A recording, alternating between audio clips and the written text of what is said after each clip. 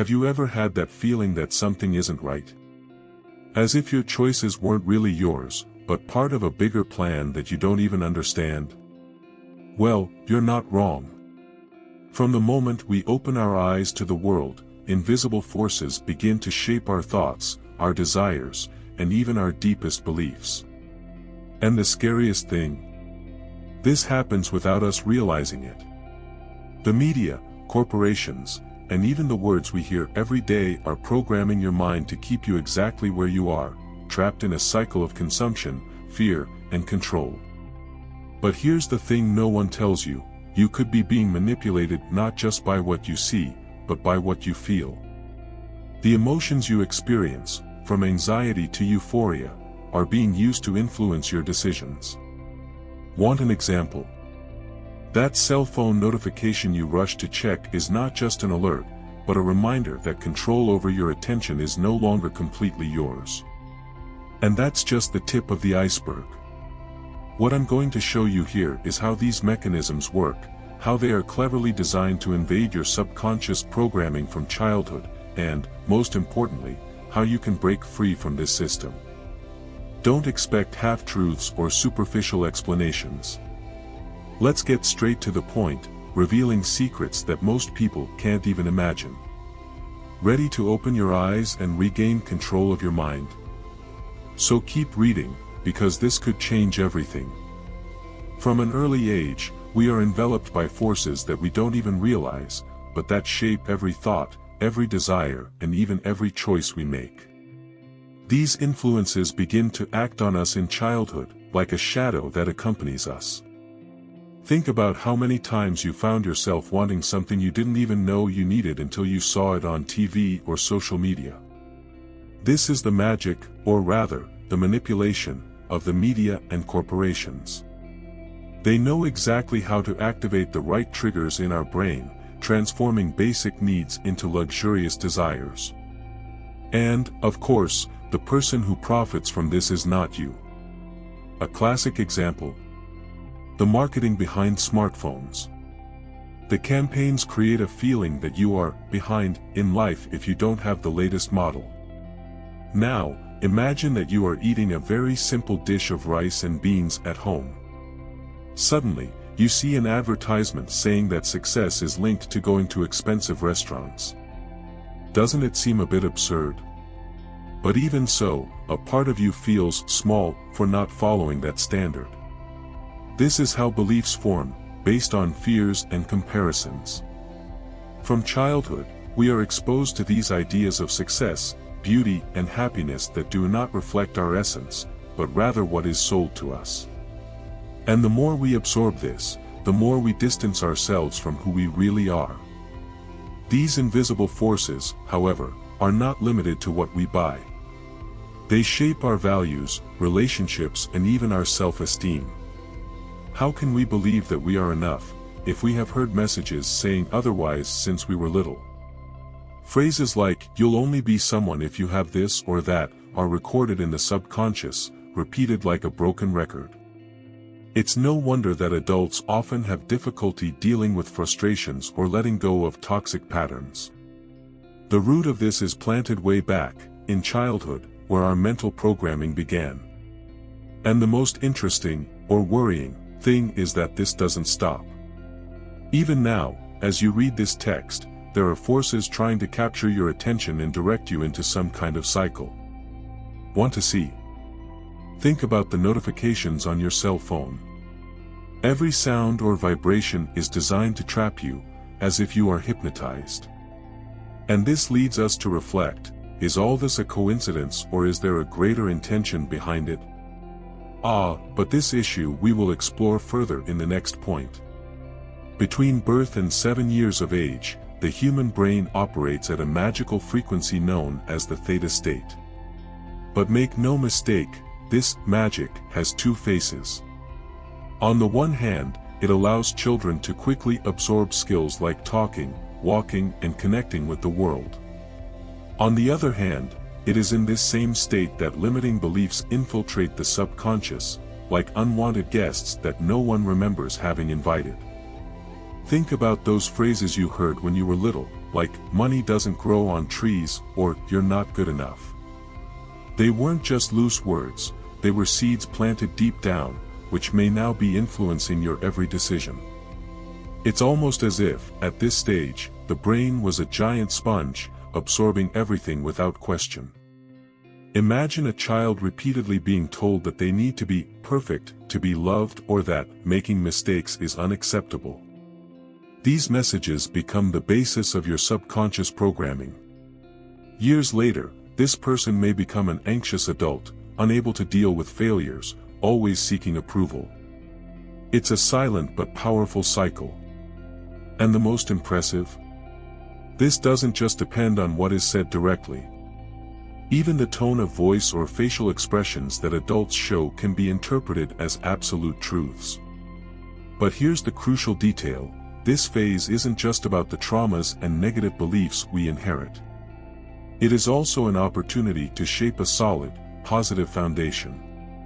Parents often, unintentionally, end up reinforcing limiting patterns. Now, imagine the opposite, an environment in which the child hears statements such as, "You are capable, errors are learning," or "Money can be a tool to help." If this were done consistently, how much of a difference would it make in later life? It's not about creating a perfect childhood, but about being aware of the impact that words and attitudes have during this sensitive period. And what happens afterwards? Well, the brain leaves this highly suggestive state, but the beliefs are already there, like installed software. The good news is that, even though it is difficult, it is still possible to uninstall what is no longer useful and create new programs. And how does this work? To understand, it is necessary to delve into the way we are manipulated daily, even after this initial phase. If you think the manipulation stops there, I'm sorry to say it doesn't. It only takes on new forms, more subtle and, at the same time, more effective. Just look at your everyday life. What happens when your cell phone vibrates? Your brain triggers an almost automatic impulse: is this something important? But do you know what's behind this? Engineering needs to capture your attention and keep you connected. Every notification, every advertisement, every colored button was designed to activate the brain's reward system.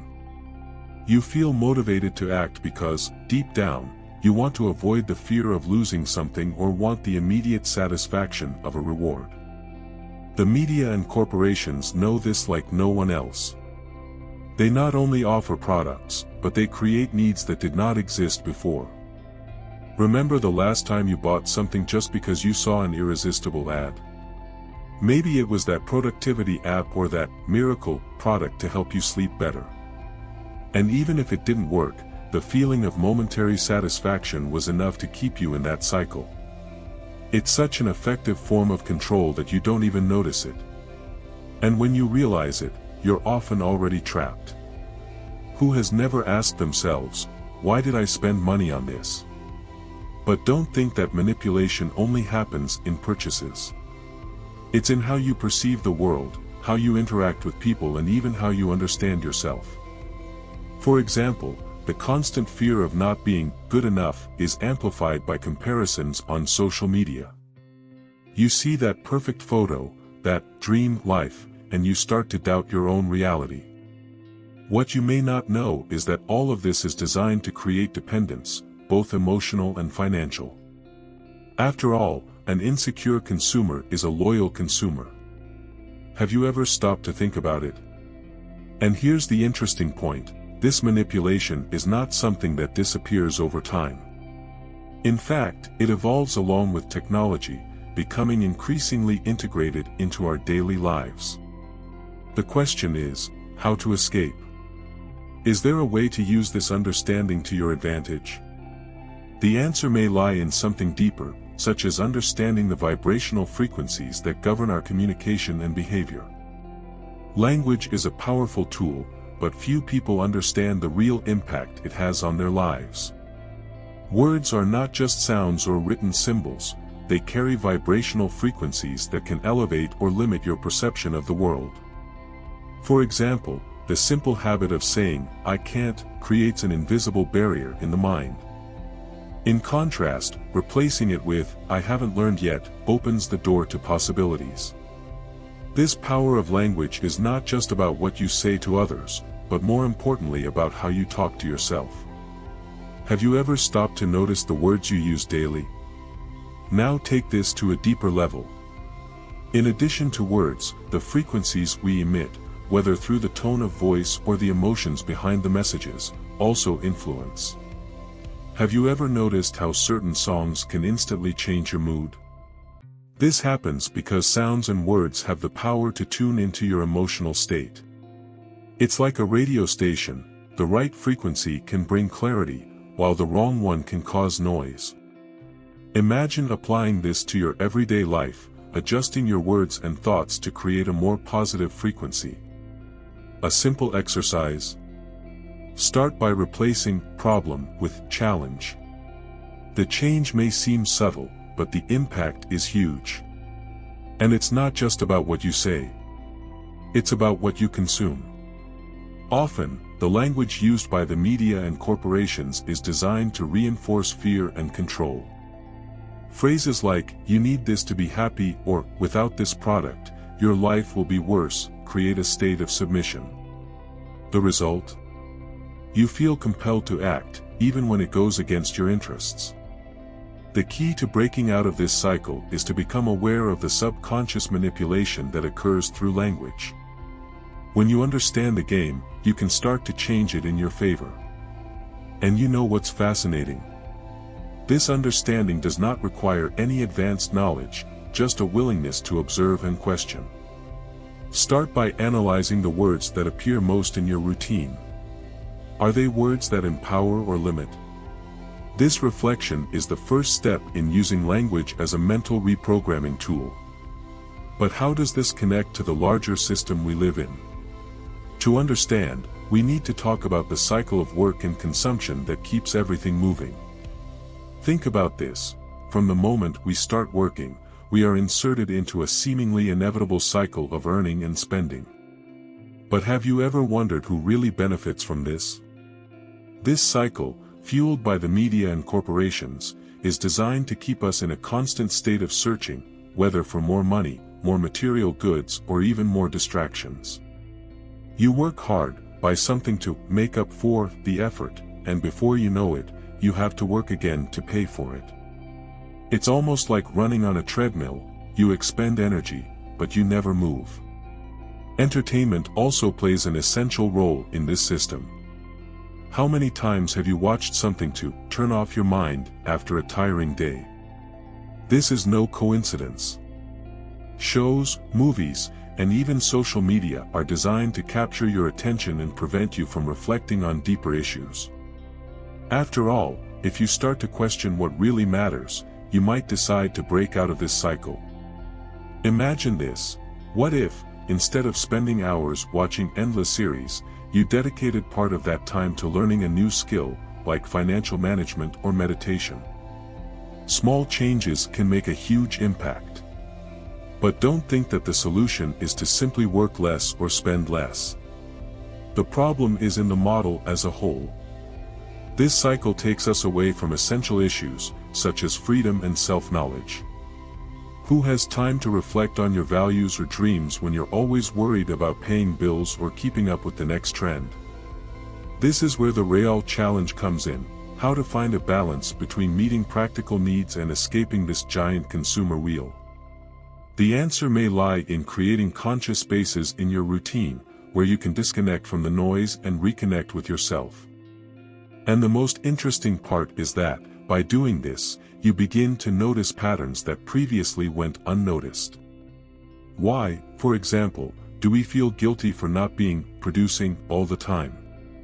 This guilt is often cultivated by the very system that holds us back. And that's where the opportunity to reprogram your mind and create a new way of living comes in. Imagine being able to rewrite the code that governs your mind, as if you were updating an old system with a new, more efficient one. Mental reprogramming is exactly that, the chance to replace limiting beliefs with ideas that drive your life forward. It all starts with awareness. Before changing anything, you need to identify what thoughts and behaviors are keeping you stuck. For example, if you believe that money is hard to make, it may be time to ask yourself, where did this idea come from? Does it reflect reality, or was it implemented during your childhood? One of the most effective ways to achieve this reprogramming is meditation. It doesn't have to be anything complex, just 5 minutes of silence, focusing on your breathing, can make a huge difference. During this time, try to observe your thoughts without judging them. Imagine they are like clouds, passing through the sky of your mind. This helps identify patterns that need to be broken. Another powerful method is practicing positive affirmations. Try telling yourself daily, I deserve abundance, I am enough, or I have control over my life. It may seem simple, but words have power, both to build and to destroy. Additionally, activities that connect you to nature can be profoundly transformative. A simple walk in a park, feeling the grass under your feet, or listening to the sound of the trees, has the power to calm the mind and bring clarity. Studies show that nature helps reduce stress and increase creativity, making it easier to reprogram negative patterns. If possible, try combining this contact with gratitude practice. At the end of the day, write down 3 things you feel grateful for. This helps shift your focus from scarcity to abundance by altering your vibrational frequency. But reprogramming is not a one-time event, it is an ongoing process. Each day offers a new opportunity to create healthier habits, question old beliefs, and adopt new perspectives. And best of all, as you progress, you begin to realize that true freedom is not in what you have, but in who you are. And, with this new vision, it is possible to finally break the cycles of manipulation and build a life based on conscious choices. After all, what could be more powerful than that? Now that you know the mechanisms that control your mind, the question is, what are you going to do with this knowledge? Will you continue to be a pawn in the game of big corporations and the media, or will you take charge of your life? Remember, every small step you take towards self-knowledge is a step towards freedom. You don't have to change everything at once, but you can start now. How about observing your thoughts and words for a day? Identify those limiting beliefs that have been imposed on you and question them. What do you have to lose? And if you really want to transform your life, action is essential. What will be the first step you will take today? Maybe turn off your cell phone notifications, set aside a few minutes for meditation, or even create a list of beliefs that no longer serve you. Small attitudes generate big changes, and control of your mind is the greatest gift you can give yourself.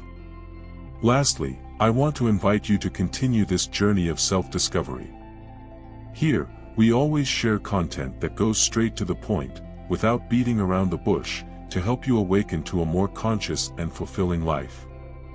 Subscribe to the channel, turn on notifications, and don't miss any videos. Your mind is powerful, but only when you use it to your advantage. Let's transform the way you see the world, and yourself, together.